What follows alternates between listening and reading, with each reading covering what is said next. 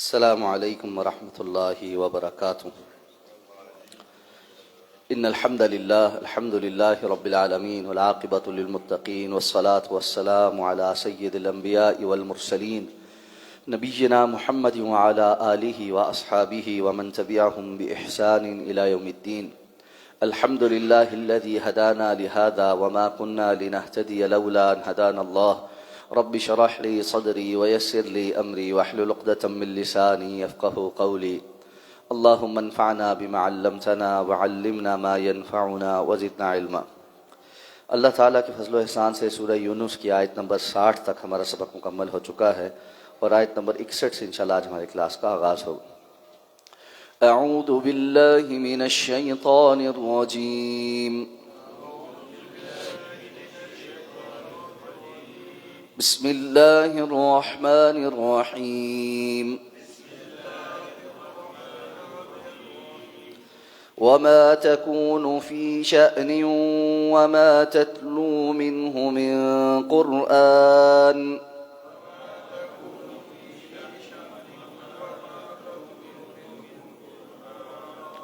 ولا تعملون من عمل إلا كنا عليكم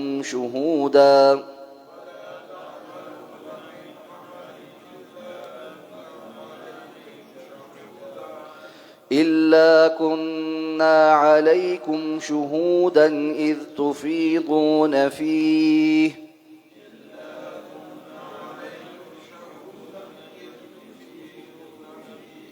وما يعزب عن ربك من مثقال ذرة في الأرض ولا في السماء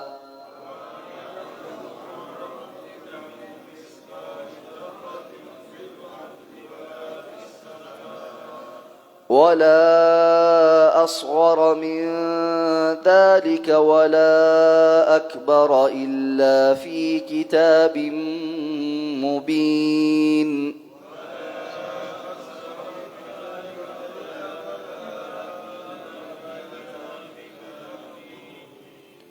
ألا إن أولياء الله لا خوف عليهم ولا هم يحزنون۔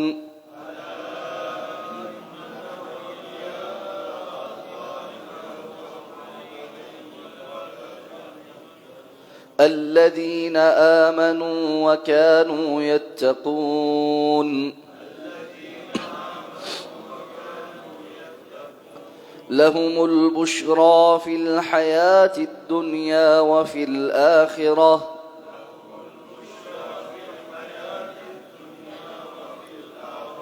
لا تبديل لكلمات الله ذلك هو الفوز العظيم۔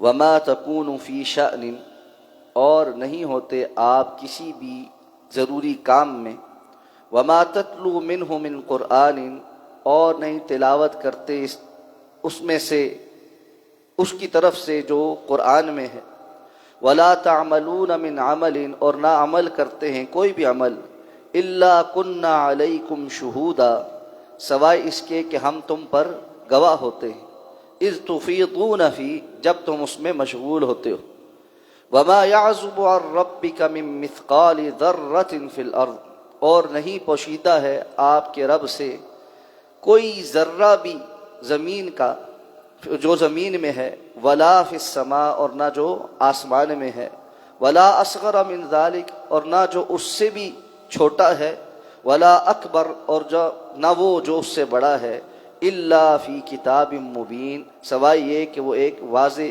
کتاب میں ہے۔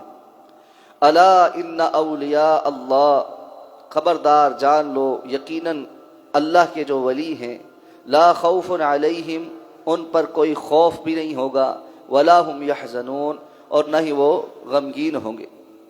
الذین آمنوا، یہ وہ ہیں جو ایمان لائے، وکانوا یتقون، اور جو ہمیشہ سے ڈرتے تھے۔ لہم البشریٰ فی الحیات الدنیا وفی الآخرہ، ان کے لیے خوشخبری ہے دنیا کی زندگی میں بھی اور آخرت میں بھی۔ لا تبدیل لکلمات اللہ، اللہ کے کلمات میں کوئی تبدیلی نہیں، ذالک هو الفوز العظیم، اور یہی ہے جو عظیم کامیابی ہے۔ اللہ رب العزت نے ارشاد فرمایا کہ زمین کے اندر آپ کسی انتہائی اہم کام میں مصروف ہوں، کسی بڑی شان والے چیز میں مصروف ہوں۔ شان کہتے ہیں ایسا کام جو بڑی اہمیت کا حامل ہو، اور اس کی اہمیت کے پیش نظر انسان اس کے لیے خصوصی طور پر وقت نکالے اور اس کو بڑا سنوار کر کرنے کی کوشش کرے۔ عام عمل کو عمل کہتے ہیں، لیکن شان ایسی چیز ہوتی ہے جو کرتے ہوئے انسان اپنی تمام تر یعنی جو صلاحیتیں ہیں اور ارتکاز ہے وہ اس کے اوپر مبذول کر دے، اور وہ کام وہ ہوتا ہے جو بڑا اہمیت کا حامل ہوتا ہے۔ تو آپ کسی بھی انتہائی اہم کام کے اندر ہوں، یا پھر آپ کوئی بھی کام کر رہے ہوں جن میں سے اللہ رب العزت نے گنوایا کہ آپ قرآن مجید جو اللہ کی طرف سے بھیجا گیا ہے اس کی تلاوت کر رہے ہوں، یا پھر کوئی بھی اور عمل کر رہے ہوں۔ اب یہاں پر دو چیزوں کی طرف توجہ ہونی چاہیے۔ ایک تو یہ کہ شروع میں دو باتیں وہ رسول اللہ صلی اللہ علیہ وسلم کو مخاطب کر کے یعنی انفرادی صیغے سے کہی گئی، وَلَا تَكُونُ وَمَا تَكُونُ فِي شَانٍ وَمَا تَتْلُو مِنْهُ مِنْ قُرْآنٍ، یہ دونوں آپ کو مخاطب کر کے کہی جا رہی۔ اور اس کے بعد جمع کا صیغہ آ گیا، وَلَا تَعْمَلُونَ مِنْ عَمَلٍ إِلَّا كُنَّا عَلَيْكُمْ شُهُودًا إِذْ تُفِيضُونَ فِيهِ، تم کوئی بھی عمل جب تم کر رہے ہوتے ہو تو ہم اس پر گواہ ہوتے ہیں جب تم اس میں مشغول ہوتے ہو۔ وہاں پر بھی تفیضون جمع کا صیغہ۔ تو مفسرین نے بعض نے یہ کہا ہے کہ پہلی دو باتیں تو آپ صلی اللہ علیہ وسلم کو کہی گئی ہیں، اور بعد میں تمام امت کو مخاطب کر کے ان کے تمام اعمال کا ذکر کر دیا گیا ہے، یعنی شروع میں آپ صرف مخاطب ہیں اور بعد میں سارے لوگ مخاطب۔ قرآن مجید کا بسا اوقات اسلوب یہ ہے کہ مخاطب تو رسول اللہ صلی اللہ علیہ وسلم ہوتے، لیکن حکم جو ہے وہ سب کے لیے ہوتا ہے۔ جیسے طلاق کے احکامات میں اللہ رب العزت نے فرمایا یا ایھا النبی اذا طلقتم النساء فطلقوهن لعدة، اے نبی صلی اللہ علیہ وسلم جب آپ لوگ طلاق دیں تو عدت کے اندر عدت کا شمار کر کے طلاق دیں۔ تو وہاں پر مخاطب رسول اللہ صلی اللہ علیہ وسلم کو کیا گیا ہے، لیکن حکم جو ہے وہ ساری امت کے لیے وہی ہے۔ تو دیگر مفسرین کہتے ہیں کہ یہ ایک جگہ پر رسول اللہ صلی اللہ علیہ وسلم کو مخاطب کرنا اور بعد میں اس کے اندر ساری امت کو شامل کر دینا، اس بات کا انداز ہے کہ یہ ساری باتیں ہی ساروں کے لیے، یعنی کوئی بہت اہم کام کر رہا ہو، قرآن مجید کی تلاوت کر رہا ہو، یا عام روٹین کا کوئی عمل کر رہا ہو، یہ مت سمجھے کہ اللہ رب العزت اس سے غافل ہے، بلکہ اللہ رب العزت فرماتے ہیں ہم اس وقت تم پر گواہ ہوتے ہیں، اذ تفیضون فی، جب تم اس کے اندر مشغول ہوتے ہو۔ تو اللہ رب العزت دیکھ رہے ہیں، اللہ کی اپنی ایک گواہی ہے، اور قرآن نے دوسری جگہ اس کی صراحت کی ہے، وَهُوَ مَعَكُمْ أَيْنَمَا كُنْتُمْ، وہ تمہارے ساتھ ہوتا ہے جب بھی کہیں پہ بھی تم ہوتے ہو۔ تو اللہ کی ایک صفت معیت ہے جو اس کی شان کے مطابق ہے۔ اللہ اپنی ذات کے اعتبار سے عرش پر مستوی ہے، اور اس کے باوجود وہ اپنی شان کے مطابق صفت معیت بھی رکھتے ہیں۔ تو اللہ رب العزت سے کوئی بات مخفی اور پوشیدہ نہیں۔ کرامن کاتبین کا جو ذکر ہے وہ ہمارے لیے ہے کہ ہمیں ایک احساس رہے کہ ایک دائیں طرف نیکی لکھی جا رہی ہے، بائیں طرف گناہ لکھے جا رہے ہیں، اور اللہ نے ایک اضافی گواہی کا انتظام کیا، وگرنہ اللہ تعالیٰ تو کرامن کاتبین کے محتاج نہیں ہیں اپنے علم کے لیے۔ جیسے کہ حدیث میں آتا ہے کہ جو فرشتے صبح کو اور شام کو آتے ہیں، یا اہل ایمان جو اللہ کے گھروں کے اندر بیٹھ کر اللہ کی کتاب کو سیکھ رہے ہوتے ہیں، پڑھ رہے ہوتے ہیں، پڑھا رہے ہوتے ہیں، اللہ ہماری اس مجلس کو بھی ہمیشہ ان مجلسوں میں کر دیں جس میں فرشتے حاضر ہو کر اپنے پروں کا سایہ کرتے ہیں اور آ کر ان کو ڈھانپ لیتے ہیں، اور اللہ کی رحمت اور اللہ کی طرف سے بخشش کے اعلان ہوتے ہیں۔ تو یہ فرشتے جب اللہ کے حضور واپس جاتے ہیں تو اللہ ان سے رپورٹ طلب کرتے ہیں، اور حدیث کے الفاظ کیا ہیں؟ جب کہ اللہ ان سے زیادہ بہتر جانتے ہیں۔ یہ نہیں کہ اللہ رب العزت ان فرشتوں سے اس لیے پوچھ رہے ہوتے ہیں کہ اللہ کو پتہ نہیں ہے والعیاذ باللہ کہ میرے بندے کیا کر رہے ہیں، اللہ کو پتہ ہے، لیکن اپنے بندوں کا تذکرہ اپنے فرشتوں کی زبان سے سننا اور پھر اپنے بندوں کے لیے مغفرت کا اعلان کرنا اللہ کو یہ پسند ہے۔ تو اللہ رب العزت اپنے فرشتوں سے پوچھتے ہیں۔ تو اسی طرح ہر جگہ ہر شخص جو عمل کر رہا ہے اللہ تعالیٰ اس کے اس عمل پر گواہ ہیں. اور اسی لیے اللہ رب العزت نے بارہا اپنی اس صفت کا اظہار کیا ہے کہ سمیع بصیر، اللہ سننے والے اور دیکھنے والے ہیں. اللہ سن بھی رہے ہیں اور دیکھ بھی رہے ہیں. ہر وقت ہر جگہ پر سننے والی ذات کون ہے؟ اللہ ہی. اللہ کے سوا کوئی ایسا نہیں ہے جو ہر وقت ہر جگہ ہر کسی کی پکار سننے پر قادر ہو. ہر وقت ہر جگہ ہر کسی کو دیکھنے والی ذات کون ہے؟ صرف اللہ ہی. اللہ کے سوا کسی کی یہ صفت نہیں ہے کہ وہ ہر مخلوق جو جہاں جس جگہ پر ہے اس کے بارے میں اس کو دیکھ بھی رہی ہو کہ یہ کیا کر رہی. وہ آسمانوں میں ہو، وہ خلا میں ہو، وہ زمین میں ہو، زمین کے اندر ہو، وہ سمندروں کی تہہ میں ہو، جس جگہ اللہ نے جس کو پیدا کیا ہے اللہ اس کے بارے میں مکمل واقفیت رکھتے ہیں. اس لیے ساتھ فرمایا وَمَا يَعْزُبُ عَن رَبِّكَ مِن مِّثْقَالِ ذَرَّةٍ فِي الْأَرْضِ وَلَا فِي السَّمَاءِ. آپ کے رب سے چھپا ہوا نہیں ہے. ایک ذرہ بھی اگر کوئی چیز ہے جو زمین کے اندر ہے یا آسمان کے اندر ہے، سب کے سب اللہ رب العزت کے علم میں ہے. وَلَا أَصْغَرَ مِن ذَلِكَ وَلَا أَكْبَرَ. اور نہ ذرے سے چھوٹی اگر کوئی چیز ہے تو وہ اللہ سے مخفی اور پوشیدہ ہے، نہ اس سے بڑی کوئی چیز ہے جو اللہ سے مخفی اور پوشیدہ ہے. اب اس زمانے میں تو ذرہ ہی چھوٹی سی بات تھی، اس سے چھوٹی کی بات تو انسان کو اس وقت پتہ نہیں تھی. لیکن قرآن کا یہ ایک خاصہ ہے، ایک اعجاز ہے کہ وہ مستقبل میں آنے والے لوگوں کے لیے بھی وہ چیزیں بیان کر دیتا ہے جو بعد میں آنے والے سمجھ سکتے ہیں کہ یہ کیا کہا جا رہا ہے. تو ذرے سے چھوٹا ولا اصغر من ذلک. اس دور میں تو لوگوں کو نہیں پتا تھا کہ ایک ذرہ ریت کا ایک جو باریک ذرہ بالکل وہ بھی بڑی مشکل سے علیحدہ آپ کر سکتے ہیں، لیکن انسان اس وقت کر ہی لیتا ہے کہ جی ایک باریک ذرہ وہ علیحدہ کر لے. لیکن اس باریک ذرے سے چھوٹی چیز کوئی اس دور میں جب قرآن نازل ہو رہا تھا صحابہ کرام کو معلوم نہیں تھی، اس دور کے لوگوں کو معلوم نہیں تھی. آج ہمیں پتہ ہے کہ اس سے چھوٹی چیز کیا ہوتی ہے. ایک ایٹم کتنا چھوٹا ہوتا ہے کہ وہ مائکروسکوپ کے بغیر نظر ہی نہیں آتا. ایک ذرہ بھی پتہ نہیں کتنے ایٹموں سے بنا ہوا ہوتا ہے، اور ان میں سے ہر ایٹم پھر اس کو ڈائسیکٹ کیا جائے تو اس کے اندر الیکٹران ہوتے ہیں، پروٹون ہوتے ہیں، اس کا نیوکلیس ہوتا ہے، اس کے اندر فلاں ہوتی ہے فلاں ہوتی ہے. ان میں سے کس کے اندر پازیٹیو چارج ہوتا ہے، کس کے اندر نیگیٹو چارج ہوتا ہے، اور ان کے اندر پاور ہاؤس کیسے بنتا ہے، اور یہ اتنے ارب ہا ارب ایٹم جڑ کر کیسے فنکشن کرتے ہیں. ولا اصغر من ذلک. ان میں سے اس سے بھی چھوٹی بات، اور ممکن ہے ابھی ہمیں اس سے چھوٹی بہت ساری چیزیں نہ پتہ ہوں جو اللہ کے علم میں ہیں، جو اللہ کے علم میں ہے. اس لیے فرمایا الا فی کتاب مبین، سوائے اس کے کہ وہ بڑی واضح بیان کر دینے والی ایک کتاب میں اللہ نے لکھ کر رکھی. اور وہ کتاب کیا ہے؟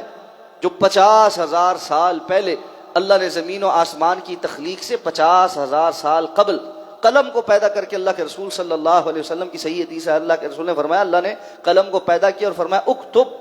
اس نے کہا کیا لکھوں؟ اللہ رب العزت نے فرمایا مقادیر. ہر وہ چیز جو اللہ نے جس طرح چاہی پیدا کرنی ہے اللہ نے اس کی مقدار، اس کی تقدیر، اس سے متعلق یہ ہوگا ایسے ہوگا اس طرح سے ہوگا، یہ سارا کچھ لکھ کر رکھا ہے. اور اللہ رب العزت کی پلاننگ بالکل عین اس کی پلاننگ کے مطابق ہی وقوع پذیر ہوتی ہے. اس میں تخمینے نہیں ہوتے، اس میں تقریباً کی گنجائش نہیں ہوتی. یہ تقریباً انسان کا اور مخلوق کی ایک جو ہے نا کمی ہے کہ ہم 100% نہیں کر سکتے، ہم 99.99% کر سکتے ہیں. بہت بڑا دعویٰ بھی سائنس کسی چیز کے بارے میں کرتے ہو کہتے ہیں کہ یہ 99.9%. 100% کا دعویٰ جھوٹا دعویٰ ہے. 100% کا دعویٰ صرف اللہ کے ہاں ہے. 100% ایکوریسی صرف اللہ کے نظام میں ہے. تو وہ اللہ نے پورے ایک نظام کے تحت رکھی ہے. یہ بات ہمیں سمجھا کر اللہ رب العزت بتانا یہ چاہتے ہیں جو اللہ اتنی باریک بینی کے ساتھ اس کائنات کے نظام کو قائم کر کے تمہارے سامنے بالکل موجود وجود کے ساتھ تمہارے سامنے حاضر رکھے ہوئے ہے، وہ تمہارے بارے میں نہیں جانتا. اور تمہارے بارے میں اللہ رب العزت جو ہے وہ اتنی قدرت نہیں رکھتا کہ تمہارے موت کے بعد دوبارہ تمہیں اٹھا لے اور اپنے سامنے پیش کرے اور تمہارے اعمال کا حساب کتاب کر لے. آج ہم جانتے ہیں کہ جو ہے نا ڈیٹا کتنا آسان ہو گیا ہے کہ کسی انسان کی پوری زندگی کا ڈیٹا ہم چھوٹی سی جگہ پر جو ہے وہ سٹور کر سکتے ہیں. اس زمانے میں تو عربوں کا یہ خیال تھا کہ اتنے زیادہ انسان جو مر کھپ گئے اور جن کو مرے ہوئے بھی کئی جو ہزاروں سال گزر گئے، اور پھر ہمارے آباء و اجداد کیا وہ سارے اٹھائے جائیں گے اور ان سب کا حساب کتاب ہوگا؟ کیسے ہوگا؟ کس طرح سے ہوگا؟ اتنی باتیں کون پوچھے گا اور یاد رکھے گا؟ آج اتنی سی جگہ کے اندر بالکل باریک سی جگہ کے اوپر ہزاروں انسانوں کا ڈیٹا آ جاتا ہے، اور اللہ کا نظام تو اس سے بہت اوپر ہے، بہت اوپر ہے. اس لیے فرمایا جو لوگ اس طرف توجہ کرتے ہیں پھر ان کے لیے آگے بڑی خوشخبریاں کون ہیں؟ الا ان اولیاء اللہ لا خوف علیہم ولا هم یحزنون، یہ جو اولیاء اللہ ہیں، اللہ کے ولی ہیں، ان کے لیے نہ کوئی خوف ہے نہ کوئی غم ہے۔ یہ خوف اور غم دو لفظ استعمال ہوئے، خوف ہوتا ہے مستقبل کا اور غم ہوتا ہے ماضی کا، یعنی آگے قیامت کے دن بھی ان کو کوئی اس دنیا سے جاتے ہوئے خوف نہیں لاحق ہوگا، کیونکہ وہ آگے کی تیاری کر کے بڑی محنت کر کے اپنے رب کی طرف واپس لوٹ کے جا رہے ہوں گے، ان کو اس ملاقات کا یقین ہے، اس لیے وہاں جاتے ہوئے اللہ کے اولیاء بڑے خوش ہوتے، بڑے مطمئن ہوتے۔ یا ایتھا النفس المطمئنہ ارجعی الی ربک راضیۃ مرضیہ، اے نفس مطمئنہ پلٹ کر لوٹ کر تو آؤ نا۔ اور یہ ارجعی میں پہلے بھی ہم نے بات کیا، اللہ رب العزت کی طرف سے ایک شوق ہے، ایک محبت کا اظہار ہے، جس سے ہم کسی کو کہتے ہیں نا یار واپس آ جاؤ، واپس آؤ، ایک ہے آ جاؤ اور ایک ہے واپس آؤ، لوٹ آؤ، یہ لوٹ آ، ارجعی رجوع، واپس آؤ۔ یا اللہ رب العزت چاہتے ہیں کہ تم اللہ کی طرف واپس آؤ، اللہ رب العزت تمہاری اب مہمان نوازی کرے، تم نے دنیا کے اس امتحان میں بڑی محنت کر لی، اللہ رب العزت کو راضی رکھنے کے لیے بہت سارے صبر کیے، بہت سارے امتحانات سے گزرے، اب تمہارے رب نے تمہیں پاس کر کے اپنے پاس واپس بلا کر نفس مطمئنہ کی صورت میں اللہ کی وہ جنت، فادخلی فی عبادی وادخلی جنتی، آج سرٹیفکیٹ مل گیا ہے، فی عبادی، یہ اللہ کے بندے ہونے کا سرٹیفکیٹ، یہ بہت بڑا سرٹیفکیٹ، تو فادخلی فی عبادی، آج میرے بندے ہونے کی فہرست میں شامل ہو جاؤ، اور اس کا نتیجہ یہ ہے کہ میری جنت کے اندر داخل ہو جاؤ۔ تو ان کے لیے لا خوف علیہم ولا هم یحزنون، نہ آگے کا کوئی خوف ہے نہ ماضی کا کوئی غم ہے۔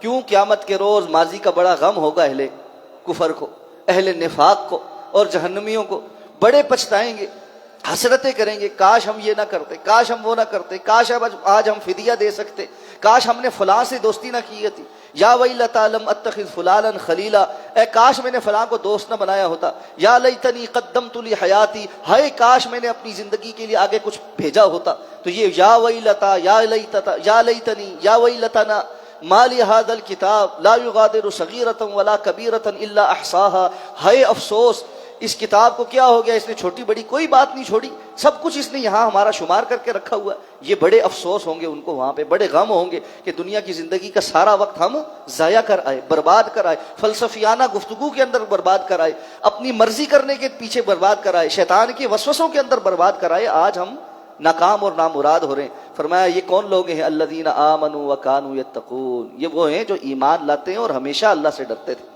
ہمیشہ ہی اللہ سے ڈرتے تھے۔ اب یہ ولی کی ڈیفینیشن ہے، ایمان کے بعد اللہ کا تقوی اختیار کرنا، یہ ہے اللہ کا ولی۔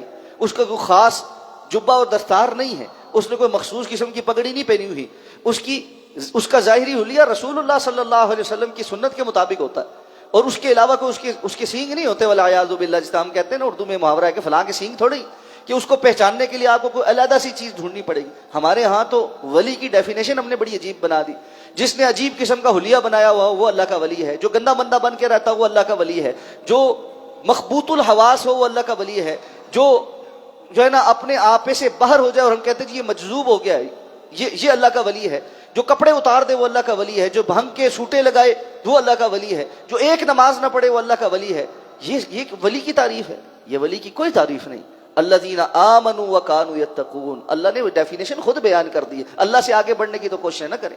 آمنو پہلی شرط ہے جو ایمان لائے، دوسری وکانوا یتقون، کانوا یتقون یہ ہمیشہ سے ڈرتے رہتے تھے، یعنی یہ مسلسل عمل تھا ان کا، ایک وقت اللہ سے ڈرنا، دوسری طرف بے خوف ہو جانا، ایک جانب اللہ سے ڈرنا اور باقی جوانب میں اپنی مرضیاں کرتے پھرنا، آدھے تیتر آدھے بٹیر، اس طرف جو ہے وہ بڑا ذکر فکر، ہاتھ میں تسبیحاں، نعتوں کی مجلسیں اور محفلیں اور ذکر کی مجلسیں ہو ہا، اور جیسے ہی گھر کی طرف جانب دیکھے تو گھر والے بھی بے پردے اور جو ہے نا بڑی بڑی جو ہے نا خرافات کے اندر مبتلا ہیں۔ پنڈی کی ایک بڑی نامی گرامی جبہ اور دستار والی اور بڑی مسند اور گدی نشینی والی ایک شخصیت ہے، میں اب نام نہیں لینا چاہتا، کسی کے پردہ بھی ہوتا ہے۔ میں کچھ دوستوں کے ساتھ جو ہے ایک ریسٹورنٹ میں گیا تو پتہ لگا جی بہت رش تھا، باہر گاڑیاں شڑیاں کھڑی ہیں اور بڑا رش تھا، اکثر ہم وہاں جاتے ہیں بیٹھتے، تو جب اوپر گئے تو میں نے ویٹر سے پوچھا خیریت آج بڑا رش ہے؟ کہنے لگا جی وہ پیر صاحب اور ان کا کی پوری فیملی آئی ہوئی ہے، گھر والے ان کے بچے شچے آئے ہوئے۔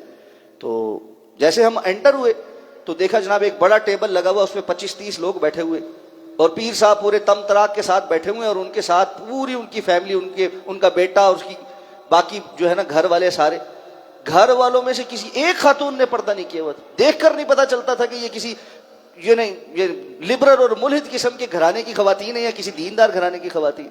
تو ایک طرف جو ہے وہ تعویذ فروشی کا اور دم فروشی کا اور لوگوں کو دین کے لبادہ اوڑھنے کا اور ایک مخصوص حلیے اور لبادے اڑانے کا جو ہے وہ دھندا ہے، بلکہ بزنس کہنا چاہیے اس کو، اور دوسری جانب اپنی زندگی کے اندر سارا الحاد چل رہا ہے. یہ کیسا ڈرامہ ہے؟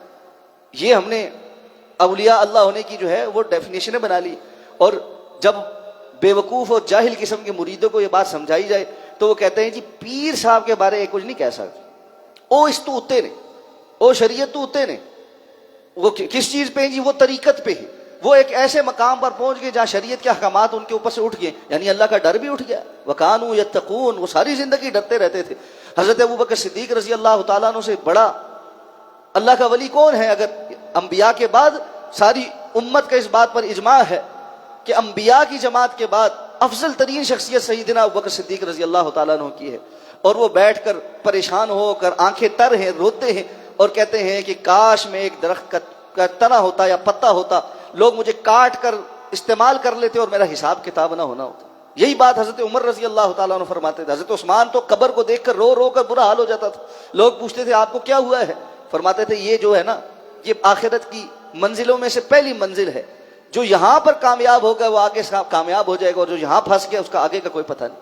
حضرت علی رضی اللہ تعالیٰ عنہ ساری زندگی اللہ کے تقوی کے ساتھ ڈرتے ہوئے گزاری، اور ہمہ وقت اسی بات میں تھے کہ ہم سے پہلے والے جو لوگ تھے وہ بڑی خیر کے اوپر چلے گئے، ہمارے دور میں تو فتنے بہت بڑھ گئے. ہمہ وقت ان کو اس بات کی فکر ہوتی تھی پتہ نہیں ہماری بخشش کا کیا ہوگا، ہماری نجات کا کیا ہوگا. اور یہاں سرٹیفکیٹ ملے ہوئے ہیں جی، نہ نماز پڑھیں، نہ روزہ رکھیں، نہ عبادات کے اندر کچھ ہو، نہ اپنے گھر والوں کے اوپر اسلام کی کوئی امپلیمنٹیشن ہو، مطمئن زندگیاں عیاشی کی لگ رہی ہیں، لوگ آ رہے ہیں پیسے دے رہے ہیں اور معاملات چل رہے ہیں. اور یہ اللہ کے ولی ہیں. اللہ کے ولی ایسے نہیں بنتے. اللہ رب العزت کا ولی عام بندہ ہوتا. اللہ رب العزت کا ولی اللہ کے رسول صلی اللہ علیہ وسلم کی جیسی زندگی گزارتا ہے. اور پھر یہ ضروری نہیں ہے کہ وہ کوئی معروف بندہ ہو، یعنی آپ اللہ کے ولی کو تلاش کرتے رہتے جی کوئی بندہ ہو پتہ لگے جی اس سے جا کر دعا کرائیں جی فلاں کریں یہ کریں. یہ کوئی کرائٹیریا نہیں. اللہ کے اولیاء چھپے ہوئے بھی ہو، مخفی اور پوشیدہ. اللہ کے رسول نے فرمایا ایسا بندہ بسا اوقات کہ اس کے ظاہری حلیہ بڑا غریبوں والا ہوتا ہے، کسی کے دروازے پر جائے کوئی بسا اوقات اس کے لیے دروازہ نہیں کھولتا، کسی کی سفارش کرے لوگ سفارش بھی قبول کرنا اتنا ضروری نہیں سمجھتے کہ اس بندے کی بات رد بھی کر دی تو خیر ہے کوئی بات نہیں. لیکن اللہ کے ہاں اس کا مقام ایسا ہوتا ہے لو اقسم علی اللہ لابرہ، اگر کوئی کسی بات پر اللہ کی قسم اٹھا لے اللہ اس کی قسم کی لاج رکھتے. اس لیے جو اللہ سے ڈرنے والے لوگ ایمان والے لوگ ہیں، اللہ کے تقوی ان کی زندگی میں جھلکتا ہے اور رسول اللہ صلی اللہ علیہ وسلم کی سنتوں سے محبت رکھنے والے ہیں، یہ ہیں اللہ کے اولیاء ہیں. تو فرمایا یہ کون ہے؟ لہم البشریٰ فی الحیات الدنیا وفی الآخرہ، ان کے لیے دنیا کی زندگی میں بھی خوشخبری اور آخرت میں بھی خوشخبری. یہاں یہ بات بھی سمجھ لینی چاہیے، ایک جو تصور ہمارے یہاں موجود ہے کہ اگر ہم نے دین پر عمل کیا تو اس کا مطلب ہے دنیا تو گئی، دنیا تو ساری بیکار ہو جائے گی. یہ کوئی تصور. دین جس قدر دنیا کی زندگی کو حسین بناتا ہے اور اطمینان والا بنا دیتا ہے، خوشیوں سے بھر دیتا ہے، اور انسان کے لیے دنیا کی حلال اور پاکیزہ چیزوں کے اندر جو اللہ رب العزت نے لذت رکھی ہے وہ بے دینی میں اور حرام میں ہے ہی نہیں. اسی لیے آپ دیکھیں گے جو حقیقت میں دیندار آدمی ہے اس کی زندگی میں بظاہر کمی بھی ہو پریشانی بھی ہو پھر بھی وہ مطمئن ہوتا ہے. اس کو پتہ ہوتا ہے اللہ رب العزت کی طرف سے میرے لیے کیا کچھ اس میں مقرر کیا گیا. اور آپ کو بے دین انسان سارا کچھ اپنے پاس موجود بھی جو ہے نا رات کو گولیاں پھانک پھانک کر سونے والا ملے گا. کیوں؟ اس لیے کہ اس کو ہر وقت دھڑکا ہی لگا رہتا ہے، اور جس کے پاس جتنا زیادہ نا اس کے دھڑکے اتنے زیادہ بڑھیں. ابھی تھوڑی سی ملک کے اندر ہلچل مچی ہے نا کہ کچھ معیشت کمزور ہوئی، کچھ معاملات خراب ہوئے، ڈالر اوپر جانا شروع ہوا، سب سے زیادہ فکر کس کو تھی؟ امیروں کو. سب سے زیادہ ٹینشن ان کو لگی ہوئی تھی، اپنا پیسہ بچاؤ، اپنا پیسہ بچاؤ، ملک سے باہر منتقل کرو، یہ ڈی ویلیو ہو رہا ہے. یہ فلاں غریب آدمی تو بس روٹی کھا کے چپ کر کے سو جاتا تھا روزانہ رات. تو جس کے پاس جتنا زیادہ ہے وہ اتنا زیادہ ٹینشن میں. اس لیے اللہ کے اولیاء کی ایک صفت یہ ہے کہ ان کی دنیاوی زندگی بھی خوشخبریوں والی ہوتی ہے، اطمینان والی ہوتی ہے. اور سلف صالحین جو ہے نا ان میں محدثین کہا کرتے تھے کہ ہمارے پاس اللہ نے دین کے علم کی وجہ سے جو نعمتیں عطا کر رکھی ہیں اور دل کا سکون عطا کر رکھا ہے، دنیا داروں کو اگر یہ پتہ چل جائے وہ اپنا سارا مال خرچ کر کے ہم سے لڑ جھگڑ کر ہم سے وہ چھین لیں. لیکن ان کو پتہ ہی نہیں کہ اللہ نے ہمارے پاس کیا رکھا ہے. وہ سمجھتے ہیں یہ دنیا سمیٹنے میں ہی سارا کچھ ہے. ایسا نہیں. واللہ یہ پھر وہی بات ہے، اس کو بیان نہیں کیا جا سکتا. اس کا ذائقہ تو وہی چکھ سکتا ہے اور اس کو محسوس وہی کر سکتا ہے جو اس میدان میں اترا ہے. کسی کو آپ لاکھ بتائیں گے آپ سوئمنگ پول میں اتریں اور سوئمنگ کریں تو اس کا ایسے سوئمنگ ہوتی ہے اور اس کا ایسا گرمیوں میں ایسے ٹھنڈک کا احساس ہوتا ہے اور اس میں انسان کے جسم کو یہ فائدے ہوتے ہیں، وہ باہر بیٹھ کے کیا محسوس کر سکتا ہے؟ وہ تو باتیں ہی سن سکتا ہے. وگرنہ جو اترے گا پانی میں اسی کو پتہ چلے گا. ایمان کے اندر جو اترے گا اس کی لذت بھی وہی محسوس کرے گا. اسی لیے رسول اللہ صلی اللہ علیہ وسلم نے باقاعدہ کہا ذاق طعم الایمان، ایمان کا ذائقہ تو چکھتا وہ ہے. تو ایمان کا ذائقہ ہوتا ہے ایک باقاعدہ، انسان کو محسوس ہوتا ہے. اور جب وہ ایمان مضبوط ہوتا ہے، زیادہ ہوتا ہے، اس کا وہ ذائقہ بڑھ جاتا ہے. اس کو نماز ادا کرنے میں، قرات کرنے میں، خیر کے کام کرنے میں اس کی زیادہ لذت کا احساس موجود رہتا ہے. اور جیسے ہی کہیں کوئی کمی کوتاہی آتی ہے تو نماز کے، قرآن کی تلاوت میں اور باقی چیزوں میں جو کمی آ جاتی ہے، اس کی حلاوت میں جو کمی آتی ہے، اس کا بھی احساس ہوتا ہے. جس طرح کھانے کا ذائقہ زیادہ اچھا ہو تو محسوس ہوتا ہے، اور اگر کسی دن صحیح نہ پکا اس دن بھی محسوس ہوتا ہے. تو ہم گھر والوں کو تو فوراً ڈانٹ دیتے ہیں کہ جی آج روٹی صحیح نہیں پکائی، آج سالن انج ہے، فلان ہے، یہ ذائقہ ٹھیک نہیں، یہ ٹھیک نہیں. اپنے آپ کو کبھی نہیں ڈانٹا کہ آج فلاں تلاوت کی وہ حلاوت کیوں نہیں آ رہی، آج نماز میں کھڑے ہونے کا وہ مزہ کیوں نہیں آیا، آج دین کی طرف راغب ہونے کا وہ مزہ کیوں نہیں آیا. اپنے آپ کو بھی کبھی ڈانٹنا چاہیے کہ جی یہ مزہ جو خراب ہو رہا ہے یہ کسی وجہ سے ہو رہا ہے نا. یہ جو بیماری میرے اندر پیدا ہوئی ہے کوئی، جس کی وجہ سے یہ زبان کا جو ذائقہ ہے یہ کوڑا ہو گیا ہے، یہ جو اخلاق ہے یہ گراوٹ کا شکار ہو گیا ہے. کوئی نہ کوئی معاملہ تو ہوا ہے نا.